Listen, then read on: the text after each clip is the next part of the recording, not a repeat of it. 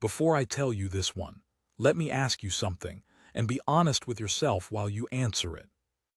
When the whole town turns its back on somebody, when every door on the street shuts one after another quick, like a row of guns going off, what does it cost the one man who won't lock his?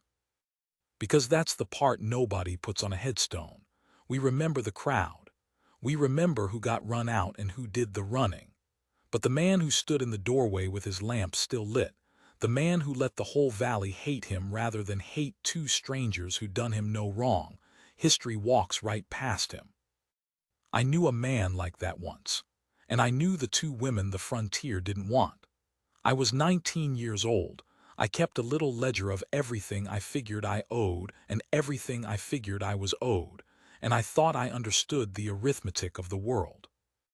I didn't understand a thing. Stay with me all the way to the end of this, both parts, because the moment that changed me didn't come where you'll expect it. It came quiet. It came from a woman who never once raised her voice, and a man everybody called a fool, on a night so cold the water froze in the trough with the bucket still in it.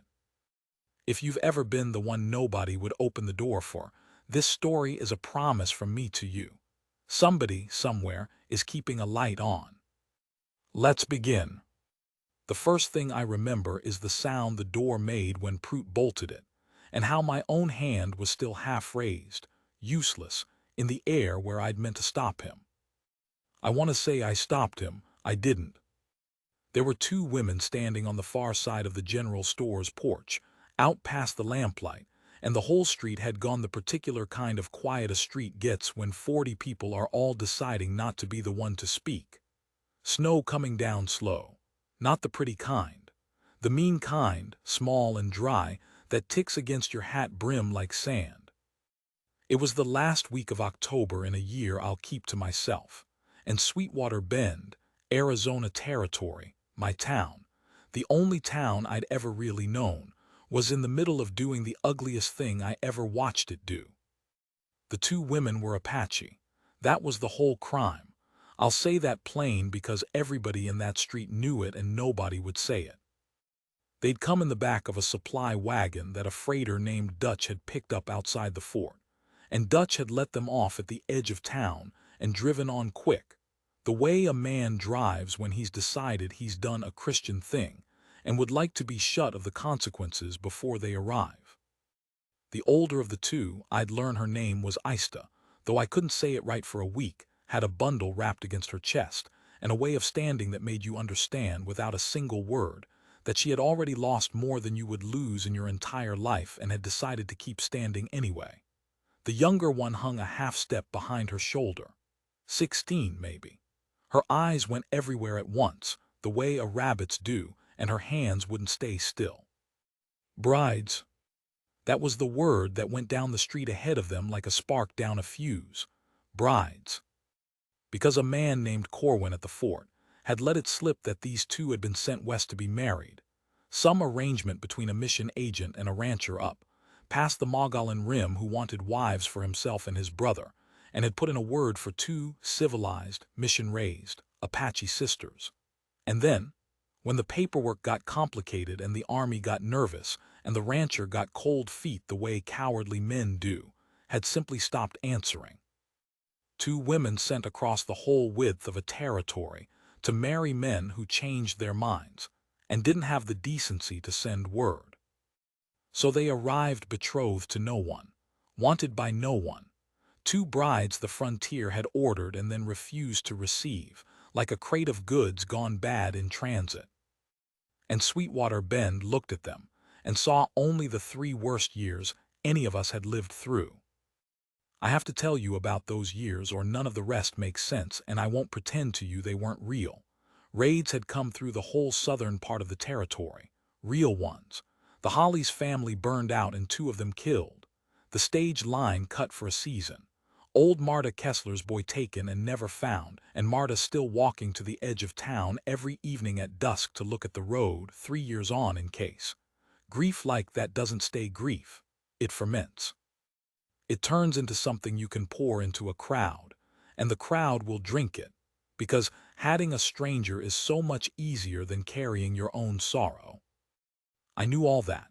I'd cried at the Hollies burying same as anyone. But I also knew, the way you know a thing in your gut before your head lets you say it, that the two women freezing on that porch had never in their lives ridden with any war party, had probably lost their own people to the same soldiers and the same fevers and the same long walk that our history books get so shy about, and were guilty of exactly nothing except being born on the wrong side of everyone's fear. I knew it, and I stood there with my hand in the air like a fool, and I said nothing, because I was 19, and I owed the town of Sweetwater Bend everything I was. Let me tell you about my ledger, since I promised you a quirk and a man ought to keep his promises. My father died when I was 11, and the one thing he left me besides his boots was a little leather account book and a rule. Amos, he'd say, that's me, Amos Pell, a man who don't keep his debts straight ain't a man, he's just weather. Here today, gone tomorrow, and no telling which way he'll blow. So I kept a book. Every kindness done me I wrote down, and I paid it back or I died trying. Every wrong I did I wrote that too, and I made it right. It sounds cold to reduce people to figures in a book. It wasn't. It was the only way an orphan boy with nothing had of holding onto the idea that he was worth something, that the world and I were square, that I wasn't just taking up somebody's air for free. By 19, I figured Sweetwater Bend had a great long column in that book, all on the side of what I owed.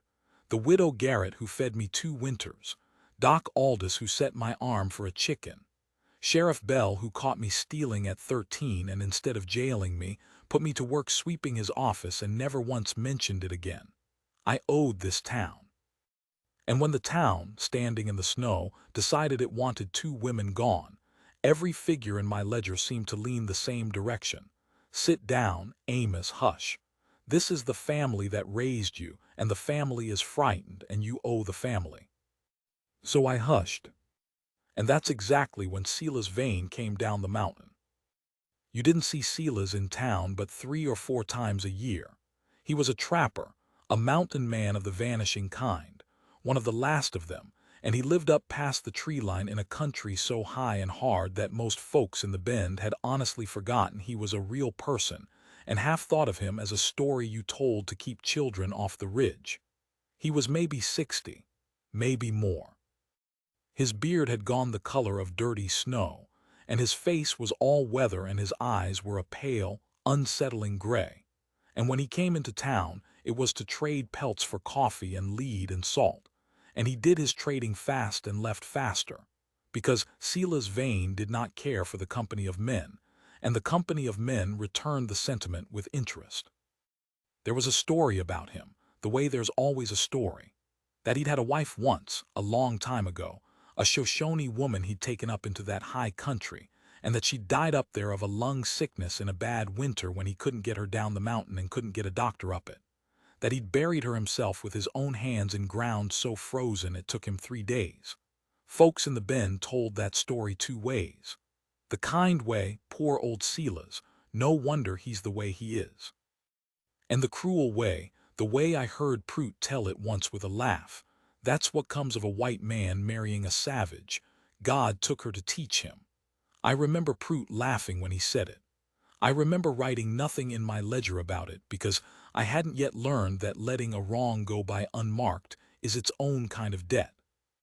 Silas came riding down the main street on his ugly spotted mule with 2 seasons of pelts on a pack animal behind, and he took in the whole tableau, the bolted door, the silent street, the 2 women in the snow, in about 1 second flat.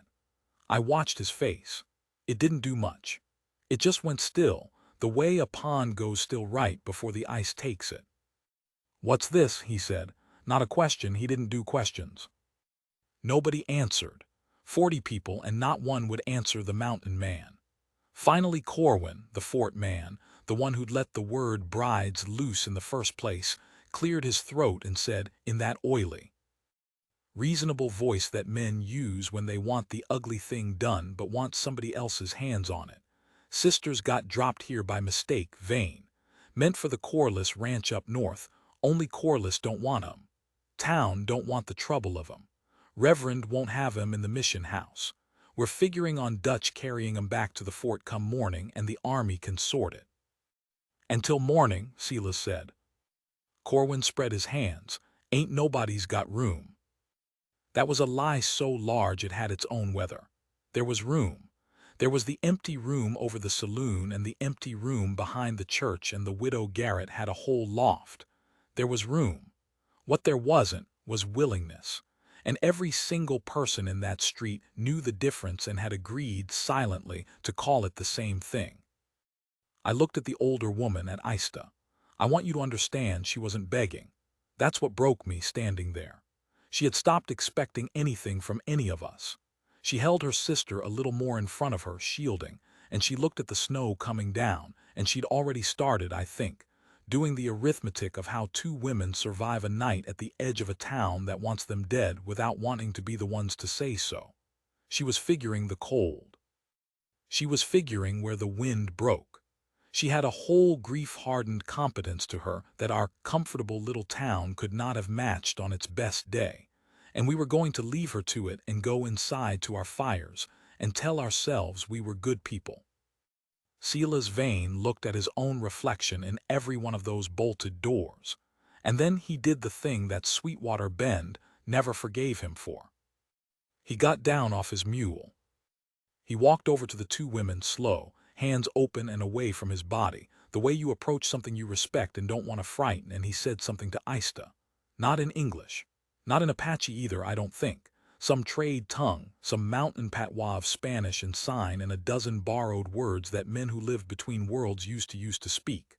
Whatever it was, Ista's eyes came up off the snow and found his face, and something passed between them. Recognition, maybe. The recognition of one person who has lost the mountain to another.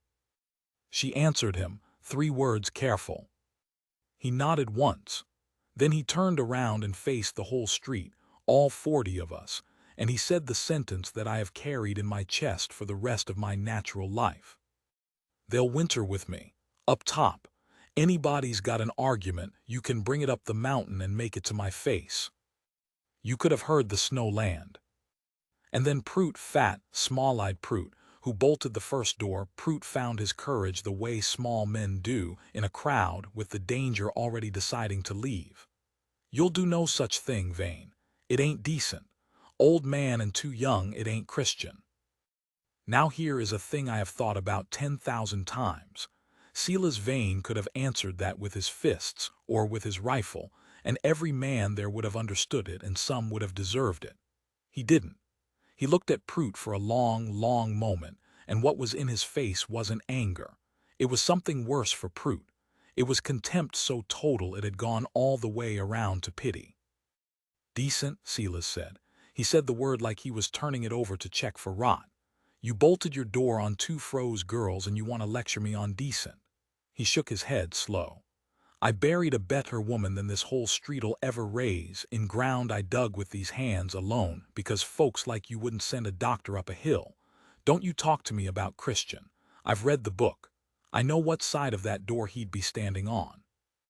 And he turned his back on all of us, deliberate, unhurried, an insult with its coat on, and he helped the younger sister up onto the pack mule, and he handed Ista up behind, and he took the lead rope, and he walked those 2 women out of Sweetwater Bend and up toward the tree line in the falling dark, and not one of us said a word.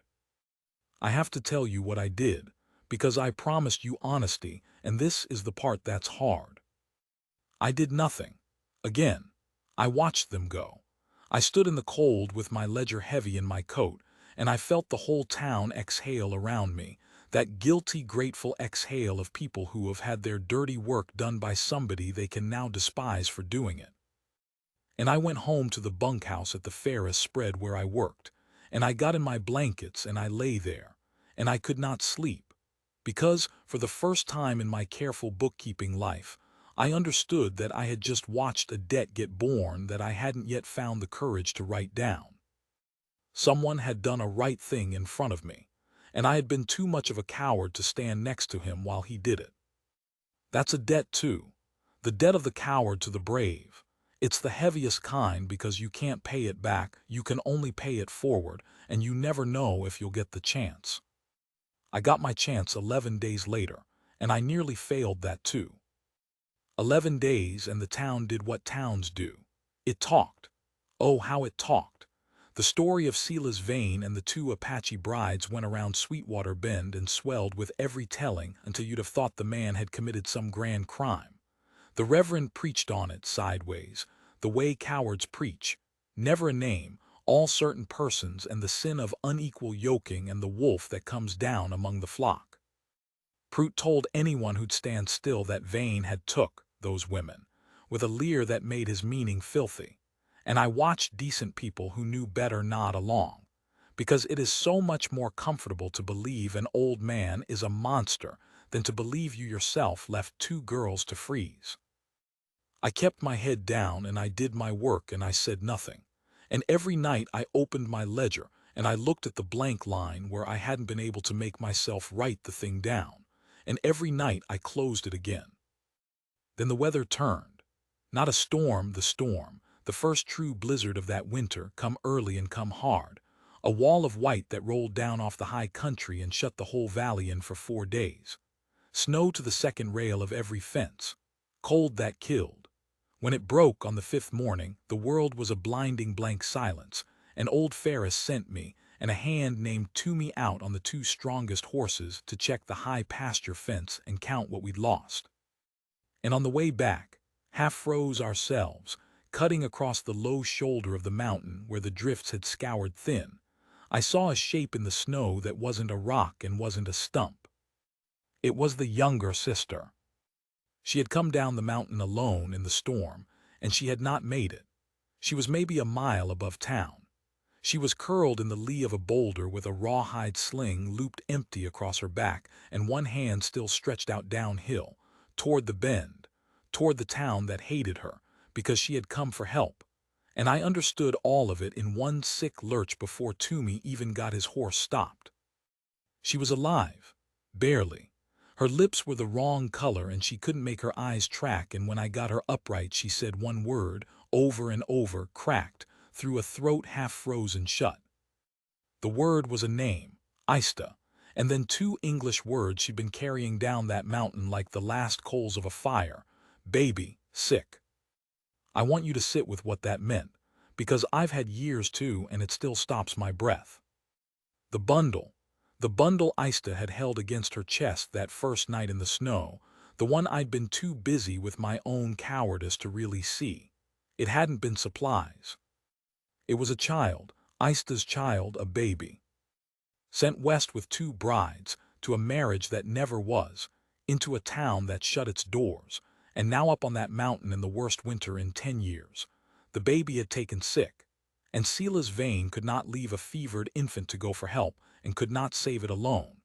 And so this girl of 16 had gone down the mountain herself, into a blizzard that killed grown men on foot, to beg a doctor from the same people who had left her to die 11 days before. She'd made it a mile from a town that would not have opened its door. And I was holding her in the snow with my ledger in my coat, and for one moment, one single ugly honest moment I will not lie to you about, the whole weight of Sweetwater Bend leaned on me and whispered, "Leave it, Amos. It's their trouble, you don't owe them. Put her down and ride home and be one of us." I want to end part 1 right there, on the whisper, because that whisper is in every one of us, and pretending it isn't is how the doors get bolted in the first place. I'll tell you what I did with it in part 2. I'll only say this now. I opened my coat, and I took out the little leather book my dead father gave me, and by some instinct I didn't understand yet, I pressed it against the girl's frozen chest under her arms, like it could lend her some warmth, like a debt could keep a person alive. The whisper said, "Leave it," and I have met enough men in my life who listen to that whisper to know exactly what they become. So let me tell you what beats the whisper, because it isn't courage, not the loud kind. It's smaller than that, and anybody's got it in reach. What beat the whisper was Toomey's face. I looked up from the frozen girl, ready, I'm ashamed of it, half ready to be talked into abandoning her, and Toomey was already off his horse, already pulling his own coat, and he wasn't thinking about the town at all. He was just a man who'd found a child dying in the snow, doing the only thing a man can do. No ledger, no arithmetic, he didn't weigh it. And watching him not weigh it made my own weighing look like exactly what it was, which was a coward hunting for permission.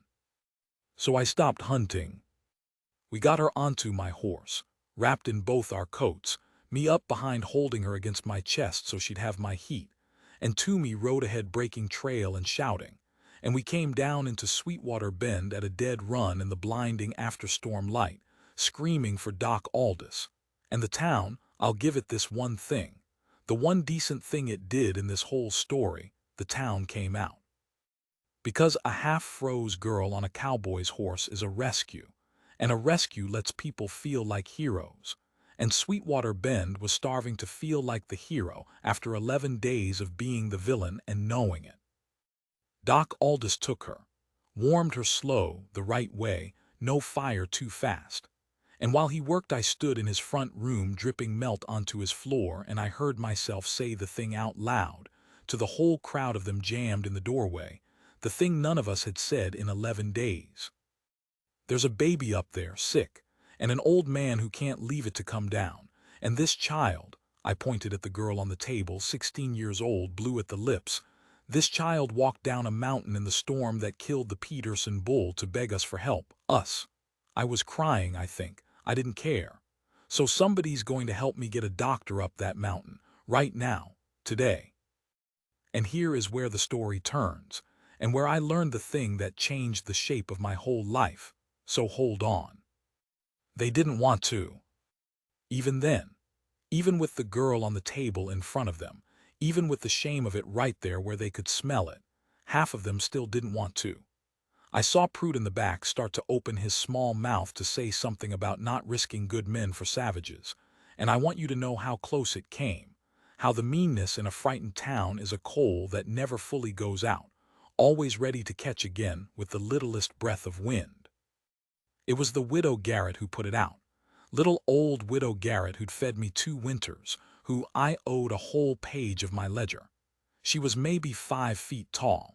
She walked to the front of that room and she looked at Prude and she said, in a voice like a nail going into wood, "My grandbaby died of the fever 3 years back, and there weren't a soul on this earth could get to me quick enough to save her. And I have wished every day since that God would give me the chance to be the help that didn't come. Well, he's giving it. He's giving it to this whole street. And any man here who won't go up that mountain to save a baby because of the color of its mother can stay home and answer to me for it. Because I have buried too many children to watch you leave one to die out of spite." Nobody stayed home. Doc Aldous and 4 men and me went up that mountain that afternoon with a sled and blankets and every warm thing we could gather, breaking trail through drifts to the horses' chests. And it was the hardest half-day's travel of my life. And not one man complained, because the widow Garrett's grief had done what my anger couldn't. It had reminded them they were people. We found Silas's cabin near dark, smoke standing straight up in the dead-still cold. He came out with his rifle up, of course he did. 5 men and a sled coming out of the dusk. Why wouldn't he? And then he saw the doctor's bag, and he saw me, and his rifle came down, and his face did a thing I'll never forget. It came apart, just for a second. All that mountain hardness just came apart. And I understood that the old man had been up here for days, alone, holding a fevered infant, absolutely certain no help was coming, and that the girl he'd sent down had died for nothing, and that he had been keeping himself together the way you keep a fire in the wind, with everything he had. She lived, I told him before anything else. The girl, she made it down, she lived. Silas Vane, last of the mountain men, 60-some years of granite, put one hand over his eyes and stood in his own doorway and shook. The baby lived too. I'll give it to you straight because you've earned it. It was close. Doc Aldous worked over that child most of the night, and there was an hour toward the dark part of it where he shook his head and I saw Ista's face and I understood I was watching a mother watch the edge of the world. but the fever broke near dawn. It just broke, the way weather breaks, no reason you can point to, the child's breath easing and easing until it was just sleep and not the other thing. Doc Aldous sat back on his heels and said, "Well," in the flat, wrung-out voice of a man who's won one he thought he'd lost, and Ista made a sound I have never heard another human being make before or since, and Silas Vane turned his face to the wall so we wouldn't see it. "I sat in the corner of that cabin all night, and I want to tell you what I saw, because it's the whole reason I've told you any of this. I saw who those two women actually were, once you took away the town's fear and the word brides and all the ugly stories. Ista wasn't a savage and she wasn't a saint either. The other lie, the noble savage lie, is just as much a cage. She was a woman, tired, sharp, funny even in a dry way. When the fear finally let go of her, I watched her tease Silas about his cooking in that trade tongue and watched the old man take it, grumbling, pleased. She had opinions about how Doc Aldous was doing things and wasn't shy with them. She had crossed a whole territory with a baby and a young sister to a marriage that betrayed her, and she had not broken, and she was not grateful to us. And she was right not to be, because gratitude is what you owe someone who chose to help you, and most of us had chosen the opposite until our hand was forced. That was the thing I learned. That's the whole thing. Lean in. I had spent my life keeping a ledger, believing that being a good man was a matter of paying what you owed, and I'd been so proud of that book. But the town of Sweetwater Bend had a ledger too, a great invisible one, and on it those two women showed up on the side of what we're owed to be afraid of, and 40 people had consulted that ledger and found the numbers all pointing the same cowardly way, exactly like I did. Silas Vane never kept a ledger in his life. Silas Vane looked at two freezing strangers and he didn't calculate a single thing. He didn't ask what he owed them or what they'd cost him or what the town would do to him. And the town did plenty. Don't think it didn't. I'll get to that. He just saw two people in the snow and he opened his door, because to a man who has actually lost everything, the arithmetic of whether a stranger is worth the trouble is obscene. You don't do the math on a drowning man. You put out your hand or you don't, and which one you do is the entire measure of you. My father was wrong. God rest him, I loved him, and he was wrong. A man who keeps his debts straight isn't a man. He's just a careful kind of weather. The man is the one who helps when the ledger says don't. I burned my ledger. Not that night. I want to be honest, I wasn't that wise that fast. I burned it years later when I finally understood it all the way down. But that night up in the cabin was where the match got struck. Now, I promised you the town did plenty, and I won't leave you with a lie that says the world rewards the good man. It mostly doesn't. Here's the truth of what happened after. The baby got well, and the girl got well, and Ista and her sister, and the child stayed the winter up on the mountain with Silas Vane, because there was nowhere else. And the following spring the four of them came down together, and Sweetwater Bend had spent the whole winter deciding what story it was going to tell about them, and it had not chosen a kind one. They said Silas had taken those women for himself. They said the child was his. They said filth, and they said it in church voices. And it never mattered one bit that it was a lie, that Silas had given the two sisters the cabin and built himself a lean-to against the north wall, and slept out there in the cold all winter like it was nothing, that he treated Ista with a courtliness that would have shamed any gentleman in the Bend, that there was never one thing between them but the fierce, clean loyalty of people who have survived the same cold. The truth didn't matter. The town needed him to be a monster, so it wouldn't have to remember it had been one. He lost his trade. Nobody in the Bend would buy his pelts anymore. He had to ride 2 days to Fuller's Crossing to sell, and he did every season, without one word of complaint, an old man riding 2 extra days into his 60s, so that 3 people the world didn't want could eat. And Ista, I'll tell you the ending, and it isn't the tidy one because I promised you it wouldn't be. She didn't stay. Come the second spring, word finally came through the fort that there were Apache kin of hers, survivors of her band, settled on land to the east, and Ista took her sister and her child and she went to them, because they were her people and the mountain, however kind, was exile. Silas took them to the fort himself, 3 days' ride, and he came back up the mountain alone, and he was alone up there for the rest of his life, and he never once, that I heard, said a word of complaint about that either. I asked him once, I'd taken to riding up to see him by then, the coward's debt finally getting paid a little at a time. I asked him if he was sorry. If he'd have opened that door again, knowing it'd cost him his trade and his name, and 2 years of company he'd just have to lose. He was quiet a long while, whittling. He always whittled. I never once saw him finish a thing, he just liked the shaving away of it. "Boy," he said finally, "the cost ain't the question. Never was. The town wanted me to do the sum. Is these 2 women worth what it'll cost me? And the day you sit down and do that sum is the day you've already lost whatever it was worth doing. You don't count the cost of being a person. You just be one, and you pay whatever it comes to, and you don't keep the receipt." Then he handed me the thing he'd been whittling, which of course wasn't finished, and it never would be, and he said, "Now get. I got nobody to talk to up here and I aim to keep it that way." And there was just enough of a light in his pale gray eye when he said it that I knew he didn't half mean it, and that my coming up the mountain was the closest thing to a debt he'd ever let anybody pay him. He died the winter I was 26.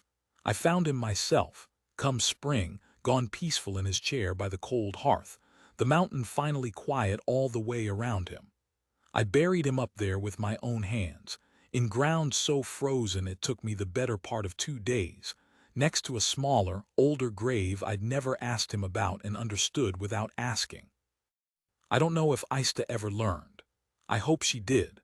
I hope her child grew up knowing that a whole town shut its door and one man didn't, and that the one man is the one who tells you what a human being is actually for. I keep no ledger now. I stopped counting a long time ago. But there's a thing I do, every winter on the coldest night, when the wind comes down off that high country where an old man once slept in a linta, so 3 strangers could have his fire. I leave a lamp burning in the window. I never explain it to anybody. My own grandchildren think it's just an old man's foolishness. Let them. Someday one of them will be standing out in some cold somewhere, on the wrong side of everyone's door, and they'll see a light in a window,